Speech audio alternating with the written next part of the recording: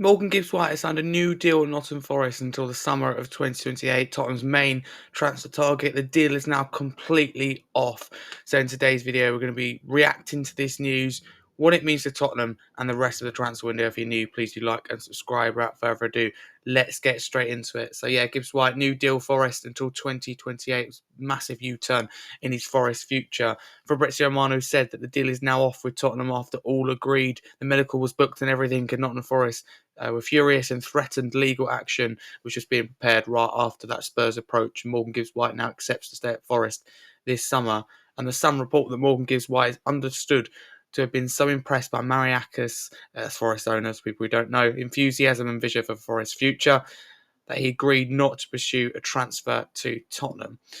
Well, it's frustrating. What's the most frustrating of this is the amount of time we spent on it, because we've just halted our transfer and it come to a complete close. It looked really good at one point with Romero staying, Kudus signed, Gibbs-White, here we go. But that's really doesn't feel like anything now. See, it's not the end of the world in terms of in that number 10 role, that attacking midfielder position.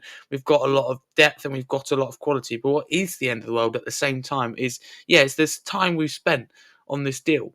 And probably isn't a lot to do with the club's fault on this one, which is rare. How much Levy and the ball could have done remains to be seen, because we don't know the ins and outs behind the scenes.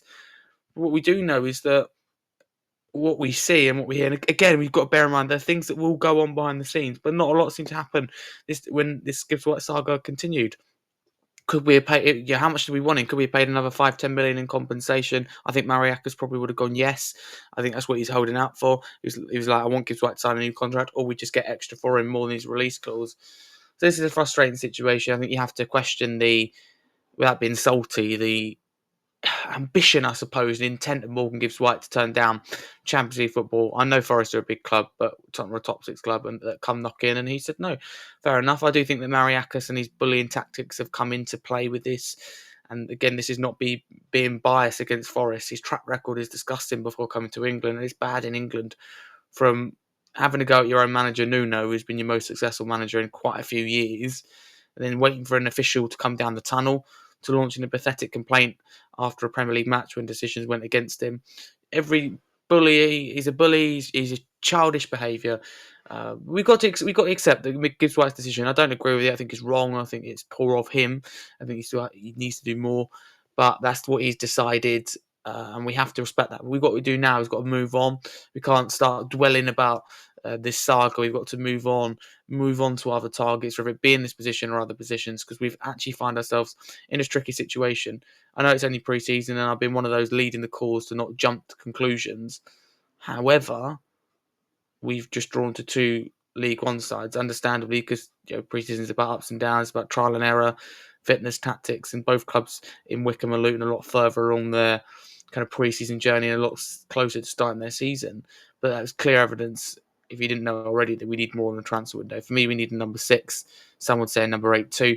We definitely need full-back cover. We probably need more reinforcement in attacking positions. And we've got a lot to do in terms of moving out players, that moving out the door as well. People use the word deadwood. That would be fair with some. I'm thinking Brian Gill, etc. Also, we've got a very big squad. And we've got to meet this Champions League quota, otherwise get a smaller squad, which is highly likely 4 players, and we've only got 1.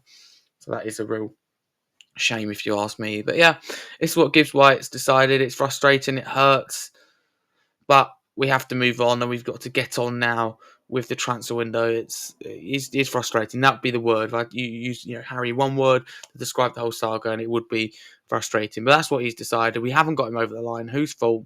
I'll let you decide. But Gibbs-White is staying and not in the Forest. I'm sure the Forest project, if I'm being honest with you, is exciting. And Mariakis, I believe, is a guy that would do anything to win. I don't think that's a desirable characteristic necessarily. Bend and break every rule, probably has in this situation, to get the upper hand, if you like, get what he wants. And Forest are all of a sudden becoming a really disliked club. But that's what winners do, I suppose. That's what top clubs do. But that's what he's decided. But we've got to move on now, because you just don't really want to be transfers dragging into the new season. I don't think that's healthy. I don't think that's ideal.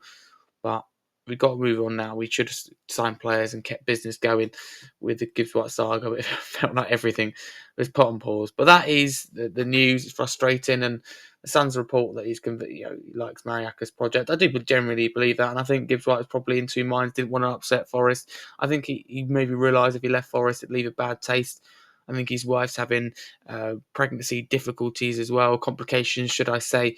So that's a really important note to consider. So I wouldn't jump the gun and have a go at Gibbs-White. But at the same time, you of course question on the pitch his ambition, what is his desire. But he's decided to stay at Forest. Get involved in the comments below with your thoughts on the saga. Or at least the saga is over. It's not the way we wanted it to end. Signing Gibbs-White would have been more about the name, because you can't turn down the opportunity to sign someone of Gibbs-White's quality of, just what he's capable of, his ability, I suppose, and just a name. However, we have got lots of depth in that 10 role, and money will definitely be spent better on different positions at 6 and 8. So we've got full priority on that, and we must still spend this money and spend it wisely. So we've got to get the recruitment correct now, and we've also got to get it done fairly quickly within the next 2 or 3 weeks. Ideally, before that, Frank will want him in pre-season. That's the thing. So all of a sudden, we've fallen behind in the transfer window. Some would say that even if we got Gibbs-White over the line, that we would still fall behind because of how long the saga took. But the reality is now it's Takai, Tell, and Kudus in the transfer window. It's decent. Kudus in particular is a good signing, but we're not ready to compete at all. Man City, Liverpool, Chelsea, all the top four in like Chelsea, Liverpool, Arsenal, City, incredible transfer windows. We play Newcastle obviously soon, over in South Korea, and both clubs have Liverpool in transfer window. But that is my thoughts on Gibbs-White. It's frustrating, but we've got to move on now. It hurts, but he's not going to be a Spurs player probably ever. But that is my thoughts on Gibbs-White, and that is the latest. Thank you very much for coming in, get involved, as I said, in the comments below with your thoughts on the saga. Like and subscribe to the channel if you can check me out at Harry Scarfe 22 across socials. That'd be fantastic. But thank you very much, and come on, you Spurs.